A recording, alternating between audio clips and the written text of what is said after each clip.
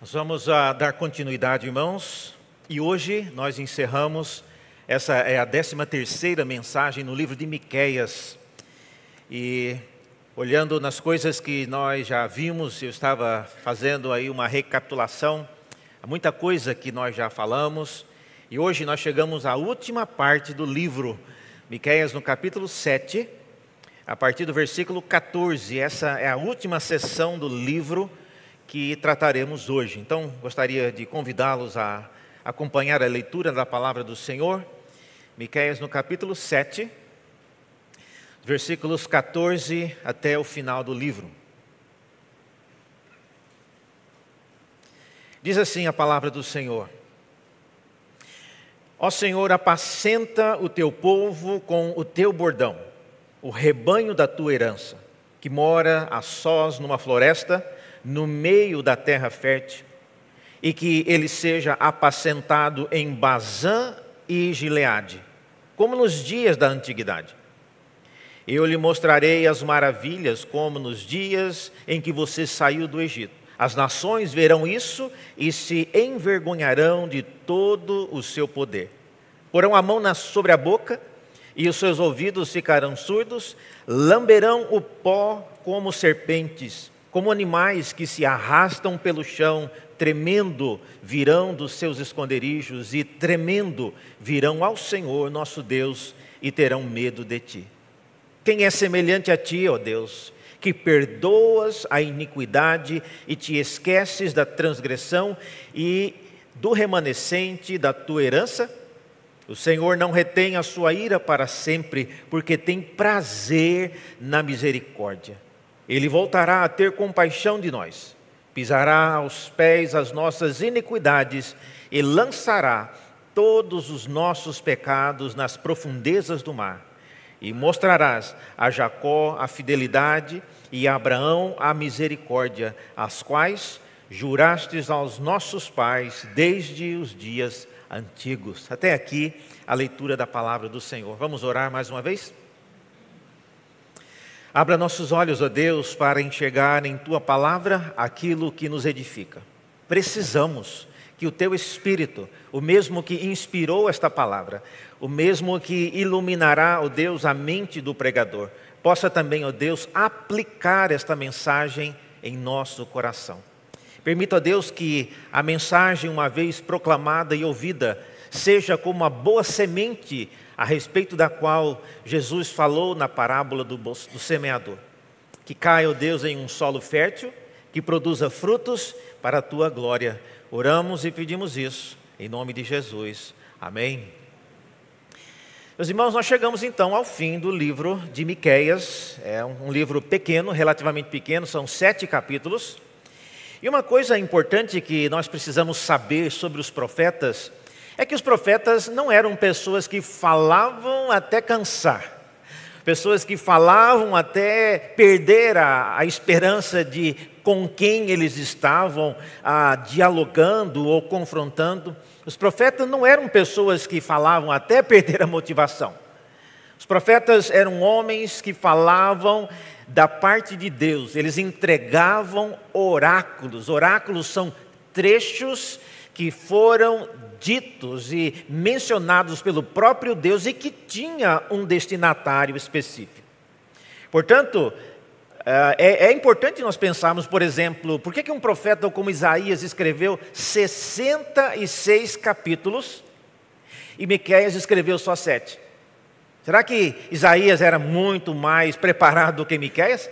Não tem nada a ver com a preparação do profeta. Como eu disse, o profeta entregava trechos que foram dados por Deus a um destinatário específico.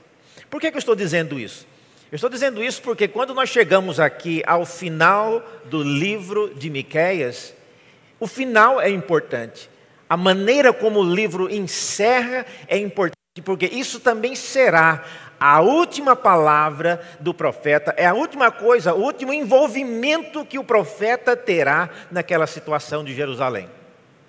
Certamente a situação não será resolvida ali, mas da parte de Deus vai ser a última vez, vai ser a última participação, a última contribuição que Miqueias terá naquela ocasião. Portanto, é importante, irmãos, é importante. O livro não acabou simplesmente porque o profeta cansou, como eu disse. O livro não acabou porque é o que ele pensou para escrever, por hoje chega. Não. Profecias são oráculos que vieram da parte de Deus com começo, meio e fim. E aqui então estamos chegando nesta que será a última participação de Miqueias nesse contexto em que ele viveu. O profeta, portanto, é alguém que tinha uma mensagem específica, uma mensagem com um destinatário específico, e ela cumpria um papel específico. E eu queria que você olhasse para o texto agora, e é possível ver de maneira muito clara 3 divisões bem claras no texto. Se você olhar aí, você vai ver que a primeira seção é o versículo 14 sozinho. E nela você vê que o profeta ele faz um pedido a Deus. Ó Senhor, apacenta o teu povo. Então é o profeta quem está dizendo. Ele está pedindo alguma coisa a Deus. A segunda seção, a segunda parte é dos versículos 15 a 17, que é Deus respondendo o pedido do profeta. É por isso que o texto no versículo 15 começa na primeira pessoa. Eu lhe mostrarei maravilhas. Quem que vai mostrar maravilhas? É Deus. Então é Deus respondendo ao pedido do profeta. E a terceira parte é os versículos 18, 19 e 20. E nesse trecho o profeta agradece a Deus pelo modo como Deus respondeu. E aí ele começa no versículo 18 dizendo: quem é semelhante a Deus? E aqui, para os que não conhecem, não tiveram a oportunidade de estudar hebraico, essa pergunta, quem é como o Senhor, é aí que está embutido o nome Miqueias. Miqueias significa quem é como o Senhor. Então ele faz aqui um trocadilho com o seu próprio nome, né, e faz essa pergunta que quem estivesse ouvindo isso em hebraico ouviria a expressão Miqueiah, né, que é exatamente isso aqui, quem é como Yahvé, quem é como o Senhor. Então essa terceira parte, ela mostra a maneira como o profeta responde a isso. Portanto, a pergunta que eu queria fazer para a nossa reflexão nesta noite, ela é simples, mas ela é importante. A pergunta é a seguinte: por quê? Por que Deus decidiu encerrar a participação profética de Miqueias com esses 3 blocos? Por que Deus quis que o livro se encerrasse dessa forma? A primeira razão que eu vejo, então, para que pensemos nela, é que Deus quer, irmãos, Deus quer que o seu povo saiba que os profetas intercederam por aqueles contra quem profetizaram.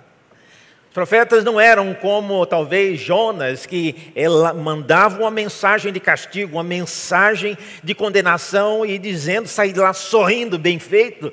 Eu cheguei tarde, devia ter falado isso para vocês muito mais tempo. Estou feliz que Deus vai mandar fogo do céu para destruir vocês. Não era essa a atitude dos profetas. Jonas é um dos que agiram assim, mas foi corrigido por Deus. Em geral, os profetas eram pessoas que mesmo trazendo palavras que revelavam a ira de Deus contra uma geração, contra um rei, contra uma cidade, esses profetas manifestavam de vez em quando um pedido a Deus que tivesse compaixão. E é isso que ele pede inicialmente aqui. No versículo 14, o profeta, ele mesmo, de motivo próprio, diz: Senhor, apacenta o teu povo com o teu bordão. Queria pensar um pouco no que significa isso que ele pediu. A palavra apacentar não tem a ver com paz, tem a ver com pastagem.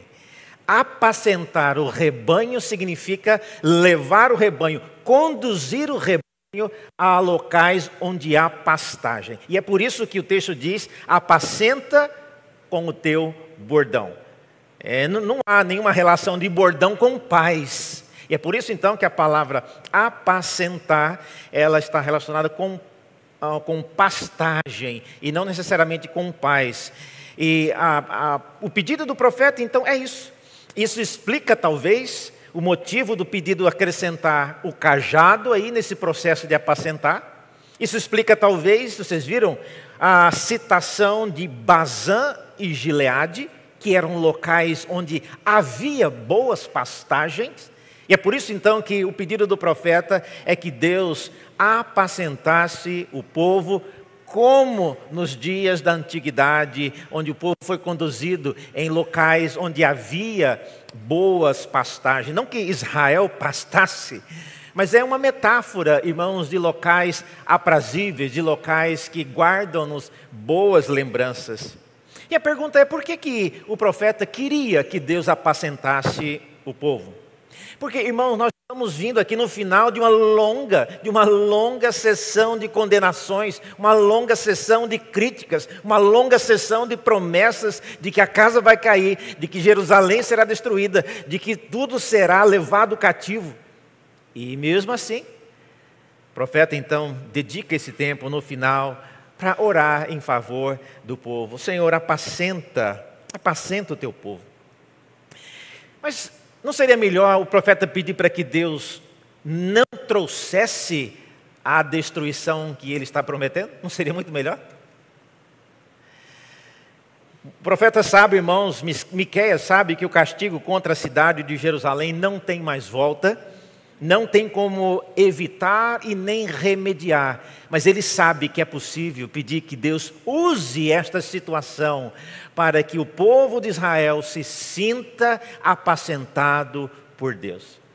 Vale a pena dar uma olhada, veja o que Miqueias já disse a esse respeito, lá no início do livro em Miqueias, no capítulo 2, no versículo 12. Se você olhar na sua Bíblia, aparece aí Miqueias 2,12, o profeta diz: certamente eu ajuntarei todos vocês, casa de Jacó. Certamente congregarei o remanescente de Israel. Eu os porei todos juntos, como ovelhas no aprisco, como rebanho no meio de sua pastagem. Farão muito barulho por causa da multidão de pessoas. Então veja, o próprio Deus já havia dito no início do profeta, da profecia de Miqueias, de que uma das consequências de Deus trazer o castigo sobre Jerusalém é que eventualmente ele acabaria pastoreando a vida do povo de Jerusalém. Então observe, o pedido de Miqueias em relação ao povo não se conflita com aquilo que Deus quer fazer, nem com aquilo que Deus está planejando. Ele sabe que o castigo é inevitável, mas as gotas de esperanças, como as que acabamos de ler aqui, ele consegue que isso seja a motivação para que no final do livro ele possa orar e pedir que Deus apacente o seu povo. Embora a linguagem do Salmo 23 mencione cajado, o contexto do Salmo 23 não é semelhante a esse, irmão. Do Salmo 23, o texto fala da tua vara e o teu cajado. Só aí já tem uma diferença. E segundo, é dito no Salmo 23 que a vara e o cajado iriam consolar e não apacentar. Iriam consolar enquanto o salmista estivesse no vale da sombra da morte. Então é outra coisa. Miqueias está dizendo aqui para que Deus apacentasse o seu povo em uma região tranquila, como era o caso em Bazã e Gileade. O pedido do profeta, portanto, é para que o Senhor apacente o seu povo após o período de castigo, para que o castigo não se tornasse em uma motivação para que Israel debandasse por completo e em definitivo. É importante, irmãos, que nós vejamos isso. Pessoas, uma vez disciplinadas por Deus e que permanecem na igreja, permanecem tementes a Deus, elas trazem um bom testemunho a respeito de si mesmo, mas também para as pessoas que estão na igreja, na comunidade do povo de Deus. É tão bom, é tão instrutivo você ver uma pessoa sob disciplina, que reconhece o que fez, que reconhece o pecado que cometeu, aceita a disciplina como vinda do Senhor e ela caminha junto com o povo de Deus. E é isso que o profeta pede: não deixe que o teu povo, ó Deus, uma vez castigado, use isso para abandonar o Senhor, use isso para afastar-se da tua casa e da tua cidade. Nem todo mundo, irmãos, está preparado para ser disciplinado pelo Senhor ou por qualquer outra pessoa. A disciplina, às vezes, se torna no motivo principal para que pessoas simplesmente abandonem a casa de Deus, abandonem o povo dentre o qual o Senhor outrora abençoou aquela pessoa. Portanto, essa é a oração do profeta no final do livro. No final daquilo que será a principal contribuição de Miqueias para aquela situação. Apacenta, Senhor, o teu povo. Não deixe que ele se debande, não deixe que ele vá para outros deuses, não deixe que eles se tornem contra a tua face. Muitos de nós, irmãos, às vezes oramos por parentes, por amigos e por pessoas queridas, orando: Senhor, não deixe que essa pessoa se afaste do Senhor. Mesmo que não seja aqui entre nós, mas onde quer que ele ou ela esteja, não permita que eles vivam longe do Senhor, enquanto o Senhor disciplina aquela pessoa. E é isso que o profeta faz. E é um pedido importante para que entendamos. O profeta não quer que Deus suspenda ou elimine a disciplina e o castigo, mas ele quer que o Senhor use isso para continuar apacentando o seu povo. Então, essa é a primeira razão porque o livro se encerra desta maneira. Segunda razão que eu vejo aqui é que Deus quer que o livro se encerre dessa maneira porque Deus quer que o seu povo saiba que o nosso castigo não é o final da tratativa dele conosco. Deus quer que nós saibamos disso, que o castigo não é o final da tratativa dele conosco. Em muitos casos, o momento quando Deus nos castiga pode parecer isso, é o fim, é o fim. Mas na verdade, irmãos, é o começo, viu? É o começo de uma nova história. É o começo de uma história com pessoas que entendem e são reconhecidas como pecadores. Vocês se lembram do caso de Davi? Quando confrontado pelo profeta Natã, ali poderia ser o final de uma vida, de uma pessoa que escondeu o seu pecado, mas resolveu naquele momento, quando confrontado por Natã, ele decidiu fazer o que era certo, admitir o pecado com o qual ele foi acusado. Ninguém mais sabia, mas o profeta sabia. E ele então disse: pequei contra ti. E ali não era o fim. Davi, por ter adulterado, a lei dizia que ele deveria morrer. Então, em tese, poderia ser o fim. Mas mesmo que ele morresse, morrendo, tendo confessado o pecado, não era o fim também, era o começo da vida eterna, mas era o começo.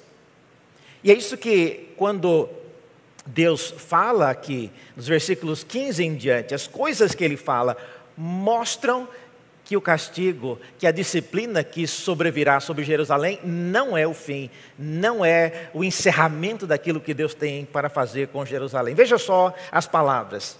É dito aí: eu lhes mostrarei maravilhas, como nos dias em que você saiu da terra do Egito.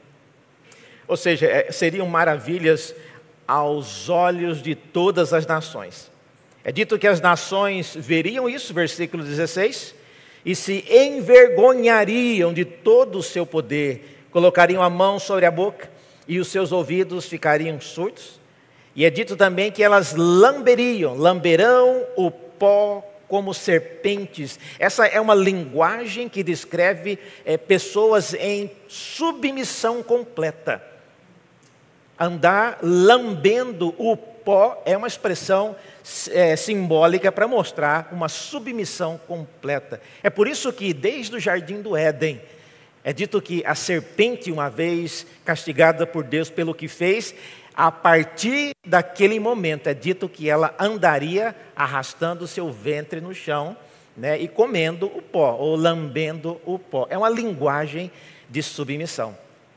Então, algumas coisas aí, pelo menos 3 coisas Deus vai fazer, que são aí o que nós chamamos de as maravilhas que Ele vai fazer. Observe, primeiro, Deus mostrará maravilhas enquanto castiga o seu povo.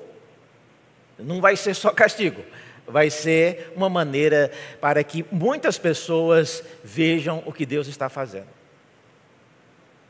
Irmãos, o que talvez nem todos percebam, e há uma certa medida em que, de fato, a disciplina eclesiástica, ela tem, boa parte dela é sigilosa, e a gente não expõe a vida das pessoas.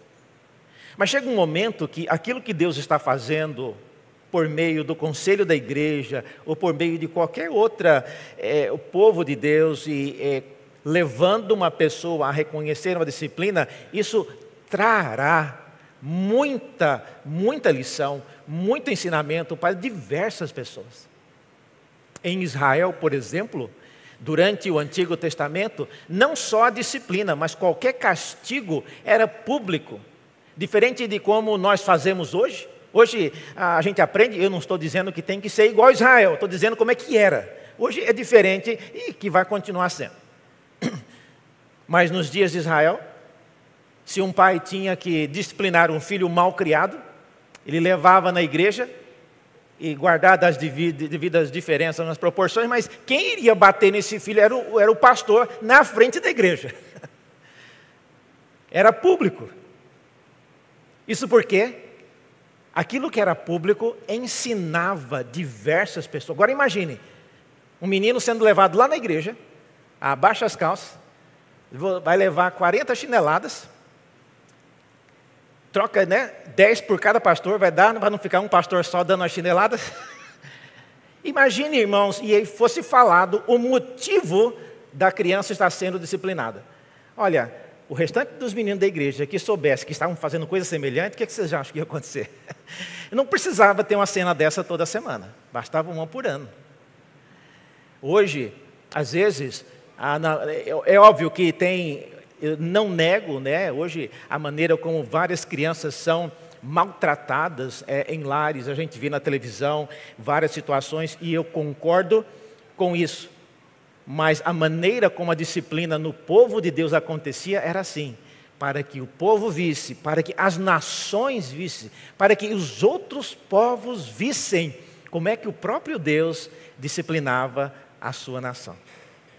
Então, essas são as maravilhas. O Senhor mostrará maravilhas enquanto Ele castiga o seu povo. Segunda coisa, no versículo 16, é dito que as nações se envergonharão ao verem isso. Isso o quê?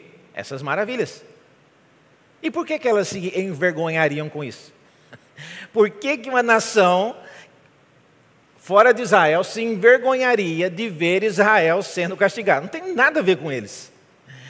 Mas é que está, irmãos, nós vemos exemplos disso quando Daniel, na Babilônia, é levado e quando, interpretando os sonhos de Nabucodonosor, no final de cada sonho, Daniel, por exemplo, Daniel no capítulo 4, é um texto conhecido, quando Nabucodonosor, ele declara, depois de ter passado por um tempo comendo a grama no chão como se fosse um animal, é dito que mais no final daqueles dias, eu, Nabucodonosor, eu estou lendo Daniel 4:34, levantei os olhos ao céu e recuperei o entendimento. Então eu bendisse o Altíssimo e louvei e glorifiquei aquele que vive para sempre. E olha só o que Nabucodonosor diz a respeito do Senhor Deus: o seu domínio é eterno. O seu reino se estende de geração em geração. Todos os moradores da terra são considerados como nada. E o Altíssimo faz o que quer com o exército do céu e com os moradores da terra. E não há quem possa deter a sua mão, nem questionar o que ele faz. Olha, para você ouvir isso da boca de Nabucodonosor, é algo realmente vergonhoso. Alguém que se gabava, alguém que no início desse capítulo, ele se tornou como um animal comendo, pastando no chão, porque ele se gabou de que a cidade da Babilônia era objeto e fruto do seu labor. E ele mal acabou de falar, é dito que ele começou a se tornar uma pessoa totalmente louca, e virou-se a cabeça e ele começou a agir e andar como animal. Esse mesmo homem agora declara algo dessa natureza. Então é por isso que o texto fala que a disciplina do Senhor vai trazer homens a declarar coisas que são realmente uma vergonha para aquilo que eles já fizeram. Às vezes eu fico pensando, irmãos, não é impossível, mas só para vocês terem um contexto, pense na pessoa no cenário político brasileiro, do Supremo Tribunal Federal, pessoas que você achava, olha, fico pensando o que é que essa pessoa falaria se ela encontrasse com Deus face a face. Você consegue ver essas pessoas dizendo algo semelhante a isso que nós lemos aqui sobre Nabucodonosor? É a mesma dificuldade, guardadas as devidas diferenças, mas é a mesma coisa que nós hoje achamos impossível algumas pessoas chegar ao ponto de dizer isso aqui, de que o domínio pertence a Deus, ao seu reino, e que de geração em geração ele reina, e que todos os moradores da terra são por ele. Eu não imagino vendo alguns dos nossos líderes falando nada disso. E, semelhantemente, o povo de Jerusalém também não imaginava. Mas Deus quer que o povo dele aprenda isso. Essa é a segunda razão porque o livro termina com essas palavras, para que Deus faça com que o seu povo saiba que o nosso castigo não é o final da tratativa dele conosco. O castigo de Deus é parte de um projeto maior, de Deus confrontar grandes nações, pessoas que não se curvam humanamente falando, mas por causa daquilo que Deus faz, elas serão quebrantadas. Em terceiro e último lugar, Deus quer que o seu povo aprenda com o profeta a responder corretamente ao que ele fará. Esse é um ponto bastante importante. A partir do versículo 18, o profeta começa, depois de ouvir aquilo que Deus vai falar, aquilo que Deus vai fazer em relação ao pedido que ele fez, que é apacenta o teu povo. Deus respondeu, eu vou apacentar e vou fazer coisas maravilhosas. E o que é que o profeta agora diz em resposta? Versículos 18 em diante, ele começa dizendo, quem é semelhante a ti, ó Deus? E aí vem uma lista de coisas que eu queria pontuar algumas delas. A primeira delas é aí no versículo 18, é dito que Deus perdoa a iniquidade e se esquece da transgressão do remanescente. Esse é o primeiro ponto que o texto diz. Quem é semelhante a ti, ó Deus, que perdoas a iniquidade e te esqueces da transgressão do remanescente da tua herança? Se você está sublinhando aí, sublinhe uma palavrinha. Deus não se esquece do pecado de todo mundo. É dito aí que ele se esquece da transgressão, do pecado do remanescente. Ou seja, daqueles que permaneceram fiéis. Então esse é o primeiro ponto. Aqueles que mantiveram-se firmes, aqueles que confiaram no Senhor até o fim, aqueles que aguardaram e aceitaram, se subjugaram a passar pela disciplina do Senhor, Deus irá, diz o texto, Ele vai se esquecer da transgressão dessas pessoas. E é dito aí que Ele se esquece e o Senhor não retém para sempre a sua ira e nem tem prazer, mas porque Ele tem prazer na misericórdia. Não sei quantos estavam aqui naquele dia que o pastor Brian Chappell pregou aqui. Uma das passagens que ele citou foi essa, que Deus tem misericórdia, Ele se agrada em manifestar a sua misericórdia. Ele estava fazendo referência a esse versículo 18 aqui. Deus não retém a sua ira para sempre, porque tem prazer na misericórdia. Então, essa é a primeira coisa que Deus vai fazer. Agora, é importante, irmãos, que nós saibamos. Você acha que Deus, Ele se esquece apenas dos nossos pecados?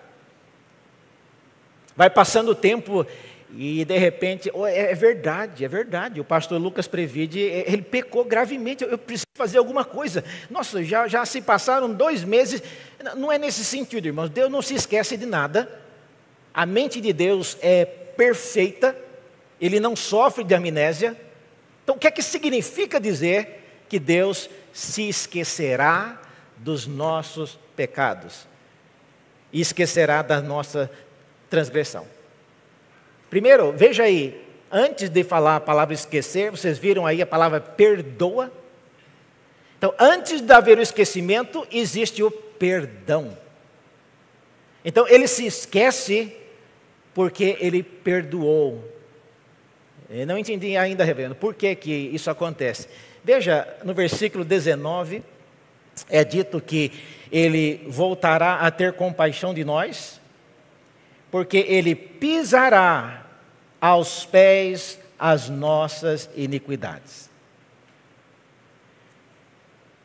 Então, ele se esquece, não é, ele esqueceu de castigar, agora já passou tanto tempo. Não, não é por isso. Ele se esquece porque ele pisará aos pés as nossas iniquidades. E quando Deus usa, irmãos, desse ato de pisar os pés as nossas iniquidades, ele não precisa ficar trazendo isso à tona novamente. Então essa é a razão por que ele se esquece, porque ele não deixa que isso volte à sua mente para servir de acusação contra nós, porque ele já pisou as nossas iniquidades com seus pés. Se você me perguntar, pastor, mas Deus já pisou a minha iniquidade? Está dizendo que ele vai pisar com os pés as nossas iniquidades. A Bíblia fala, irmãos, que de fato isso aqui não é uma linguagem simbólica, mas ela aponta para aquele que foi literalmente moído por Deus. Agradou ao Senhor moê-lo. E em Isaías 53 nos diz que é por causa das suas pisaduras que nós fomos sarados. Então o meu pecado e o seu pecado foi pisado na pessoa do nosso Senhor Jesus Cristo. E todas as vezes que Deus lembrar que você pecou, que você mais uma vez caiu no mesmo pecado que você já havia perdido perdão, Deus se lembra não só do seu pecado, mas Ele se lembra que o seu filho já sofreu, já foi moído, já foi pisado por aquele pecado. E é por isso então que Deus não tem mais interesse em trazer à tona aquilo que Ele já pisou no seu próprio filho, para que pudesse nos perdoar. Portanto, quando a gente fala de esquecer pecado, não significa simplesmente jogar um pano quente no pecado nosso. Deus se esquece porque já foi plenamente pago. É dito aí que Ele terá compaixão de nós, porque Ele pisará aos pés as nossas iniquidades e lançará todos os nossos pecados nas profundezas do mar. Será que não é isso, reverendo? Quando Deus lança os nossos pecados lá no profundo do mar, aí sim está num local bem escondido. Irmãos, o Salmo 139 nos diz que para onde iremos para esconder da presença de Deus? Se subo aos céus, lá estás. Se vou ao mais profundo lugar, lá no mar, Ele lá está também. Então, isso aqui é uma linguagem figurada. Não tem onde você esconder pecado. Deus vai achar. Eu já contei para vocês aqui, talvez, alguns já me ouviram falando sobre isso. Mas quando eu tinha, não sei quantos anos eu estava fazendo quinta série. Eu era muito ruim de matemática. E eu fui para a prova final de recuperação de matemática, precisando tirar 9,5 para passar. Eu tinha ficado de recuperação de mais umas 3 matérias, mas de matemática eu precisava de 9,5. E eu fiz a prova, eu tirei meio. E o meu pai, ele era mecânico, trabalhava muito duro, suando na oficina. Aí eu fiquei morrendo de vergonha de chegar e mostrar a prova para o meu pai. Eu vivia só para estudar, não trabalhava, não fazia mais nada. Era só para estudar e ainda não passava em matemática. E eu cheguei em casa, cheio de vergonha, e naquela época nós morávamos numa casa que, antigamente, quem é mais pobre, a gente vai morando na casa enquanto a casa está sendo construída, não é mesmo? Então, a gente morou na casa durante a construção. E a nossa casa tinha uns tijolões de 8 furos, E no dia que eu cheguei no meu quarto, o pedreiro estava rebocando a minha parede. E eu enfiei a prova dentro do tijolo. E o pedreiro rebocou por cima e colocou um azulejo. E aí ficou para sempre. Por volta de 30 e poucos anos depois, isso em Cuiabá, meu pai resolveu abrir uma porta naquele quarto para fazer um acesso ao banheiro. E onde que ele abriu? Exatamente onde tinha a minha prova escondida. E por causa do clima lá de Cuiabá ser muito quente, muito seco, a prova estava assim intacta. Com o meu nome, com a data, com a nota. E o meu irmão que achou a prova, né? Ele me chantageia que ele vai me levar no presbitério para mostrar que eu estava escondendo o pecado. Mas isso, irmãos, falando sério, foi uma boa lembrança, porque às vezes a gente acha que a gente esconde o nosso pecado e com o passar do tempo, até Deus se esquece do que nós fizemos. Não se esquece. Deus não se esquece porque a gente escondeu em algum lugar muito difícil de ser encontrado. Mas Deus se esquece porque Ele pisou em seu próprio Filho Jesus as nossas iniquidades. É por isso que Isaías 53 fala que pelas suas pisaduras nós somos sarados. Em último lugar ainda, Deus quer que o profeta se encerre o livro, mostrando a reação do profeta.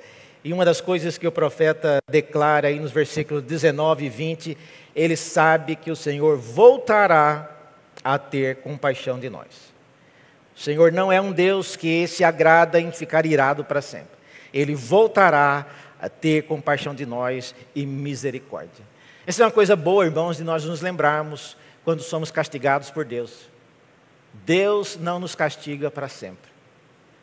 Ele volta a ter misericórdia, Ele volta a nos tratar com bondade, Ele volta a ser como nos dias de outrora.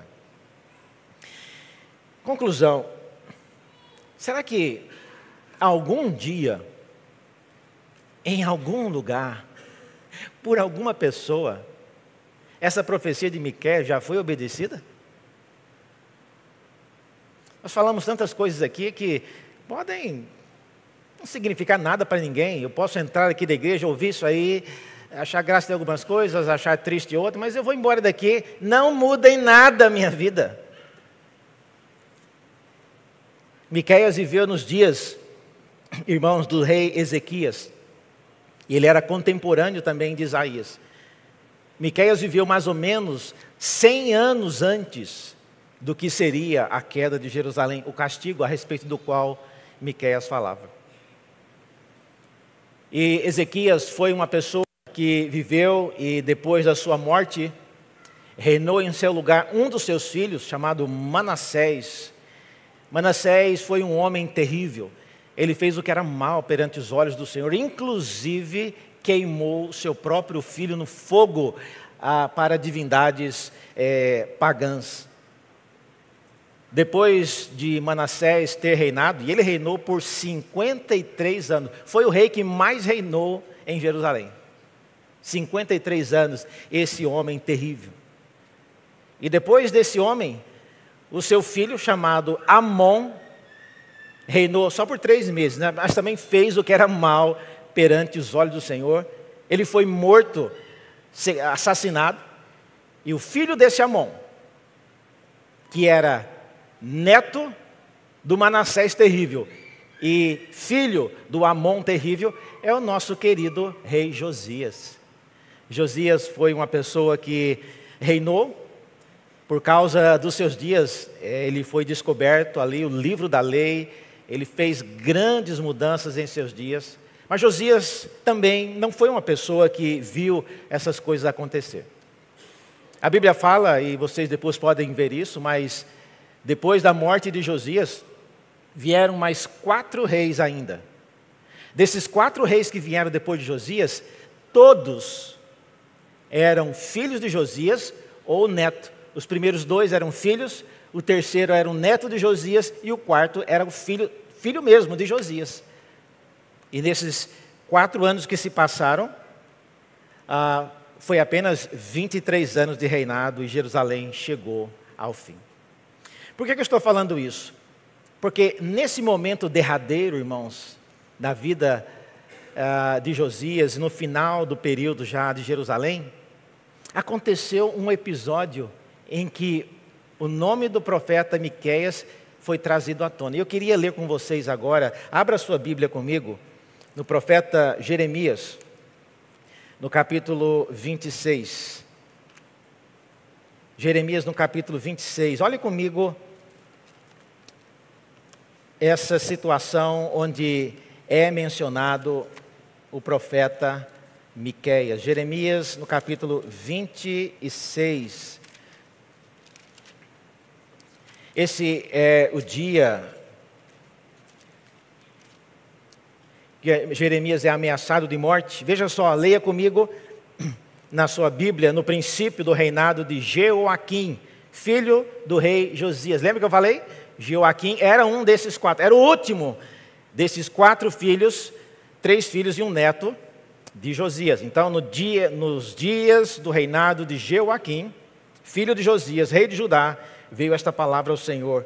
Assim diz o Senhor: fique no átrio da casa do Senhor e diga ao povo de todas as cidades de Judá que venha adorar na casa do Senhor todas as palavras que eu ordenei a você lhes dissesse. Não omita nenhuma palavra sequer. Talvez eles ouçam e se convertam cada um do seu mau caminho. Então eu mudarei de ideia a respeito do mal que eu estou planejando fazer por causa da maldade de suas ações. Então, Jeremias vai e fala, e quando ele fala, eu estou resumindo aqui para não ficar longo, eles ficam irados. Veja no versículo 7, os sacerdotes, os profetas e todo o povo ouviram Jeremias quando proferia essas palavras na casa do Senhor.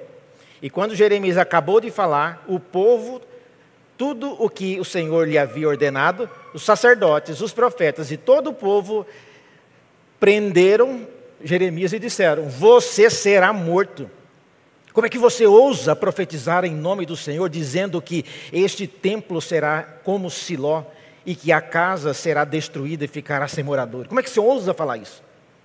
E todo o povo se ajuntou contra Jeremias na casa do Senhor.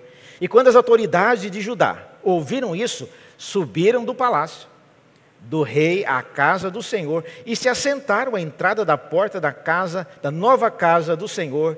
Então os sacerdotes e os profetas falaram às autoridades e a todo o povo, dizendo: este homem é réu de morte, porque profetizou contra esta cidade, como vocês ouviram com seus próprios ouvidos.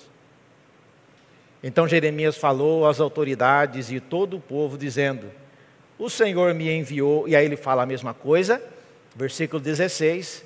Então as autoridades e todo o povo disseram aos sacerdotes e aos profetas: este homem não é réu de morte, porque nos falou em nome do Senhor nosso Deus. E também alguns anciãos da terra se levantaram e falaram a toda a congregação do povo, dizendo: e aí, olha só, aí eles mencionam Miqueias. Miqueias de Moresete profetizou nos dias de Ezequias, rei de Judá, e falou a todo o povo de Judá, dizendo, e aí ele cita o que Miqueias disse, dizendo basicamente que a casa seria destruída. E no versículo 19, esses homens dizem: olha, por acaso Ezequias, rei de Judá, e todo Judá mataram Miqueias? Não é fato que Ezequias temeu o Senhor e implorou o favor do Senhor? E o Senhor não mudou de ideia a respeito do mal que tinha falado contra eles? Sim. Mas, irmãos, infelizmente, esse não será o fim de Jerusalém. Miqueias foi lembrado, ele foi citado. Mas nesse dia, no final dos dias de Jeremias, isso não aconteceu. A minha esperança, irmãos, é que enquanto nós lemos e nós lidamos com essas profecias que são remotas, não tem diretamente a ver conosco, porque nós não estamos sendo acusados dessas coisas, mas elas nos deixam a lembrança e a advertência de que o Senhor é um Deus que nos castiga, que nos pune, e Ele faz isso para nos guiar por lugares que jamais havíamos traçado antes. E a nossa jornada enquanto somos disciplinados, ela serve também de testemunho e aprendizagem para muitos que estão ao nosso lado. Que Deus nos faça, irmãos, ser homens e mulheres como Miqueias. Cumprem o papel que têm e seguem a vida adiante. A todos nós está dada a oportunidade de obedecer o Senhor, de converter e de observar a maneira como Deus tem compaixão de cada um de nós.